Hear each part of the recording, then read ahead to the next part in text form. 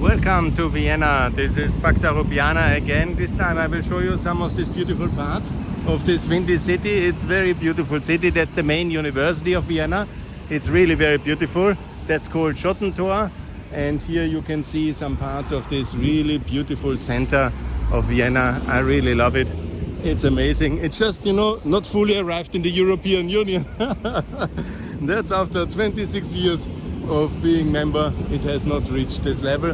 Whenever Vienna got very rich in these 25 years, and it really has transformed itself. It's mostly renovated. This is the first district. You can see it's booming. Now it's quite empty actually. There's not so much tourism as it normally is, but it's of course still 2021 after the Corona crisis. But there is tourism now and it's moving forward, and you can see everything is well organized with public transport, everything is clean, roads, and it's really a very pleasant place. But just democracy is under renovation here, and the European spirit has not fully touched this beautiful place, unfortunately. We are still seeing Austria as a kind of defense unit against the rest of the world. And that's really one of the problems I have with this beautiful country. And we have to really change some things here. I made it in many of my videos already clear. The most important thing which has to change is the membership in the North Atlantic Alliance. As with the fall of Kabul, you have seen, it's much better to be in an alliance, and a lasting alliance, than to be dependent on some kind of yes or no, or maybe support. Even when this maybe support comes from America, it's not very reliable. So inside NATO there's security, and so NATO membership is the one big thing which needs to still achieved in this beautiful country. And now the democracy is anyhow under renovation, everything is up for discussions. So now I call for NATO membership. This is obviously who is opposing it. It's mainly the Socialist Party because it's stuck in the past. And that's obviously the links to Russia and all this neutrality myth and the anti-Americanism. This is the heart of it, yeah, because it's all connected to anti-Americanism, anti-capitalism, and pro-Soviet and pro-Russian kind of balancing of Austrian foreign policy in the style of Kreisky. That's their thinking to this day, and that's why we are in that mess, because we should have joined actually in the start in 1990 together with the EU, but that was not to be done. At that time there was a 2/3 majority, and anyhow the Cold War was over, so it could have been relatively easy done, but they didn't want it. Here to blame, and then the whole mess of being only half in the West has started. This beautiful building here is the Burgtheater, the main national theater, and here this is the city council.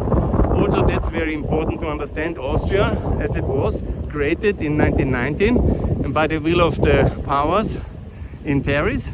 Here Red Vienna basically dominated here by the Socialist Party. This is the city council, because the west of Austria, and this was basically the German-speaking parts in the west between Italy and Germany, they were obviously Christian Democrats, conservative, and here the city was run by the Socialist Party, and to this day there's no change here. There's a Liberal Party attached to them, so they have a coalition, but that's basically the story here of Austria in a nutshell. And yes, we are still to this day not in NATO, and that's very sad. And then we are also not fully mentally arrived in the European Union. In many of our policies, we unfortunately never have touched the core of European Union thinking. And that's to this day, when you see about solidarity in the refugee issues, when you see about the competition law, when you see about subsidies, when you see all the state companies, we have, of course, we are now 25 years since 95 member, but the whole idea is, that the political elite shifts all the blame to Brussels and continues to somehow see Austria as a defense island of the saints, of a kind of bridge to Russia, and that's very big in Austria. And the whole neutrality move is still so big, and it's hard to change it. Yeah? And I made it my life mission to change that. If I can do it just with YouTube videos, I'm not sure, but I will try. And here we are. Here's the main governing area. I made many videos already, you know that area already. This is where the Prime Minister is. This is where the President sits. And obviously here the Presidential Palace. This is all inherited from the monarchy, and the buildings are the same buildings where the Emperor was sitting, and they still have a mentality of a big power in some ways. But obviously Austria is only inside the European Union a relative important player, because we are co-decision maker in the European Union, but we have never really started to get and to accept the full responsibility, explain what it means to the population, and also share this kind of global responsibilities. No, we're just, very focused on keeping everybody out. That is exactly since 2016 the main priority, and that cannot be the position of a responsible actor of a big power to be, which obviously the European Union then, when they are in Brussels, they claim, oh, we have a big role to play, our values, very important. But when Afghanistan breaks down, nobody knows exactly what to do, and then nobody says anything, because it's very complicated, there's no unity.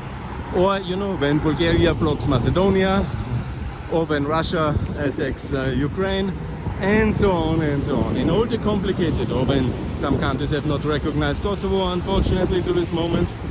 I mean, if you listen to my channel, I will discuss, and I have discussed all of these issues recently. And my thinking is simply, this is the symbol of the problem. Democracy under reconstruction. We have not really understood the challenges of the 21st century. The only answer we want to give is defense, protectionism, because that's what we are, unfortunately are. Mercosur is the big problem, the free trade agreement. TTIP must be opposed. We were the most problematic country, together with the Belgians, on the issue of CETA with Canada, and so on. So free trade must be stopped. People must be stopped. Everything must be stopped.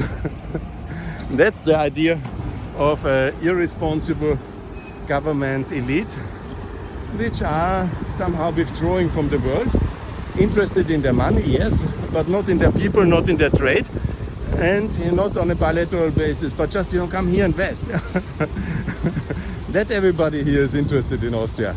Russia, China, Saudi Arabia, bring your billions, that's cool.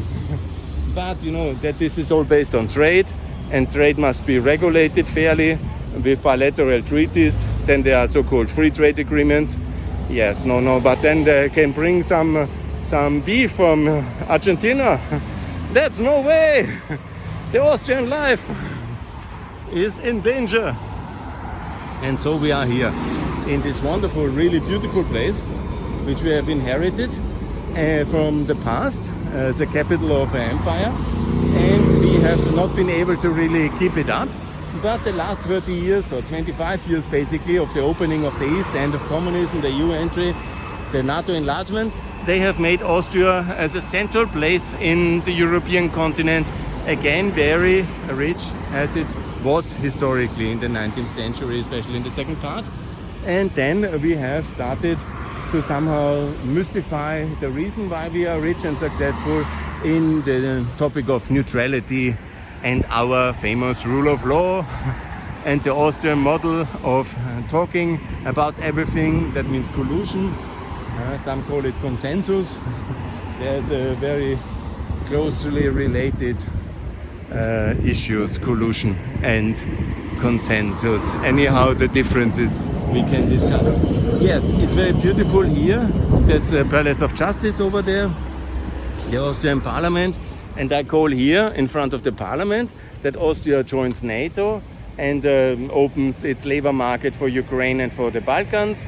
that Austria reforms the public media in a more transparent system, not a monopoly, that Austria kicks out OPEC and invites the African Union and OPEC and the Gulf Cooperation Council instead, and Austria breaks its policy in the energy field with Russia, because we are one of the key supporters of Nord Stream 2, this unfortunate pipeline, and Austria then also supporting EU potential candidate status of Ukraine, Moldova and Georgia, and also then to be fast-tracking Albania, Montenegro and North Macedonia into the European Union, and obviously lower taxes, because we have 55% of high taxes, and that's of course a total nonsense. We should have a two-level tax system. Best would be flat, but somehow 25% and 50% for a very high start, like 100,000 euro plus, that would be much more reasonable at the short term,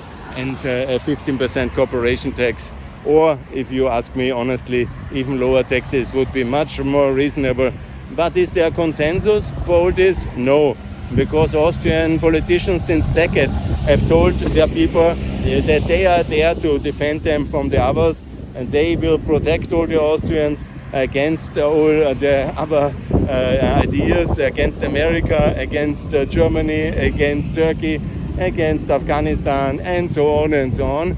Just we alone, like an island, can live happily, while we are basically living happily because we are in the European Union and we are in the central continent, and all these institutions work and they deliver prosperity for us, because Austria was a very closed cartel monopoly economy, like most Eastern European countries are before they joined the European Union, because it was easy to control it by a few.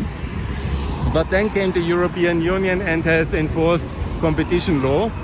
Now, unfortunately, after 25 years, we have still reached a kind of equilibrium, because the elites now know how to comply minimal, just in the letter, with the competition law, but still do a lot of collusion and price fixing and so on and so on. That's very unfortunate, unfortunately. Yeah? We need a much stronger DG competition with more powers, and we need a much more open economy for the SMEs. And here we come to the founders of the Republic.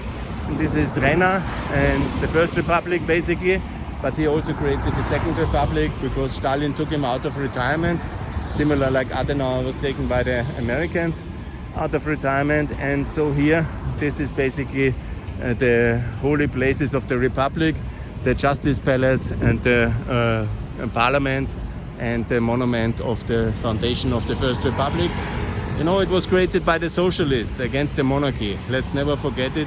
And so from the start, it was very ideological republic, especially the Vienna institutions from the start were run like this. And from the start, obviously, very anti-American. Yeah? Because of this big imperial past, the whole idea was that we can do it alone, and America was the enemy who was defeated, who has defeated Austria, and who has basically also endorsed the separation of the Austrian monarchy in these 10 successor states, which all of them are not officially successor states, but it fell in 10 different entities. Most of Poland, Romania, parts of Ukraine, Czechoslovakia, Czech Republic, Slovakia now, and Hungary, Austria. And it was a very complicated history, and to this day we have a complicated identity to this connected to that past, but all the others are now in NATO. And you know about everybody else, and our neutrality is just serving as a kind of negative role model for Serbia to argue against Bosnian and Kosovo NATO membership, and for Serbia itself to stay with Russia mentally while asking for subsidies inside the European Union, just being in the letter inside and not in the spirit. And that's obviously also completely unacceptable, and that also must change. Yeah. So here, obviously, this beautiful building, and I want to make my pledge here, my Vienna Declaration, when the tramway is gone. It's a beautiful city, but it should join NATO, and I will do whatever I can in the coming years to promote NATO membership of Austria. And please, wherever you are, help me with that, and so we can pave the way for Kosovo and Bosnia, for Ukraine, Moldova as well. And this negative example is gone. Austria, don't be a negative example anymore. lead and help the new countries of Eastern Europe and of the Balkans to join NATO by ending your own Austrian kind of bizarre exceptionalism. Join NATO now. Thanks a lot for listening.